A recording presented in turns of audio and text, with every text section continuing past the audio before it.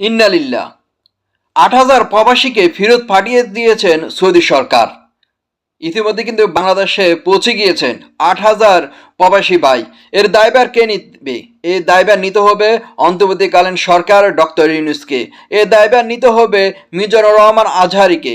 এই দায়ভার নিতে হবে শেখ আহমদুল্লাহকে। এই দায়ভার নিতে হবে মুসলিম তৌহিদি জনতাকে। বাংলাদেশে যে ঘটনা ঘটেছে আপনারা সকলে জানেন। সমাবেশ হয়েছে, ১২ এপ্রিল সমাবেশ হয়েছে, সেখানে সৌদি সরকারকে অবমাননা করা হয়েছে। এর প্রতিবাদে সৌদি সরকার ৮,০০০ প্রবাসীকে ইতিমধ্যে ফেরত পাঠিয়ে দিয়েছেন। এ কথাগুলো এখন সামাজিক যোগাযোগ মাধ্যমে সব জায়গায় সরগরম। সবাই এই বিষয়টা এখন শেয়ার করতেছে। বাংলাদেশের জাতীয় পত্রিকা, বিভিন্ন পত্রিকা কিন্তু ইতিমধ্যে নিউজ হয়েছে সৌদি সরকার ৮,০০০ প্রবাসীকে বাংলাদেশে ফেরত পাঠিয়ে দিয়েছেন। এই দায়ভার নিতে হবে অন্তর্বর্তীকালীন সরকারকে। কেন সরকার এই ধরনের কাজ করেছেন?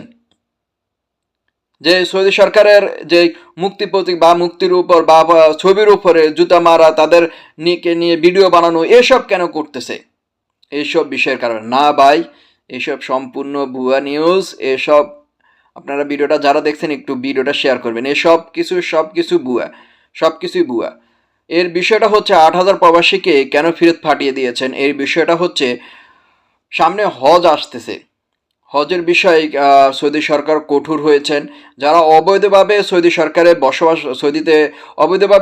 সৌদিতে বসবাস করতেছেন, যাদের কফিলে তাদের খুরুজ লাগিয়ে দিয়েছে, ফাইনাল এক্সিট হয়ে গিয়েছে, তারা এখনও তাদের নিজ নিজ দেশে ফেরত যাচ্ছে না, সৌদি আরবে বসবাস করছেন অবৈধভাবে, তাদেরকে আটক করতেছে, তাদেরকে ধরে তাদের বিভিন্ন দেশে, ইতিমধ্যে কিন্তু শুধু বাংলাদেশ নয়, বিভিন্ন দেশে কিন্তু ওকে ফেরত পাঠিয়ে দিয়েছেন।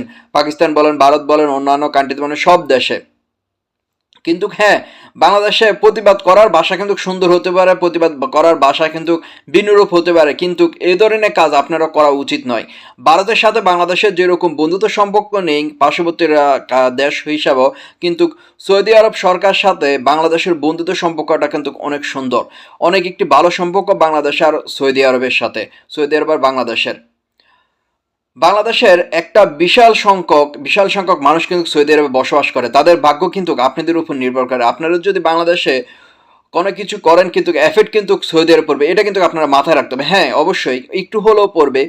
সৌদি আরবের সাথে কিন্তু বাংলাদেশ সম্পর্কটা অনেক গরম, মানে ভালো গাঢ় কিন্তু। তো এই বিষয়টা মাথায় রাখতে হবে। আন্দোলন বা যেই করেন সেটার দিকে একটু বিবেচনা করে, ভবিষ্যতের কথা চিন্তা করে, আমাদের প্রবাসী ভাইদের কথা চিন্তা করে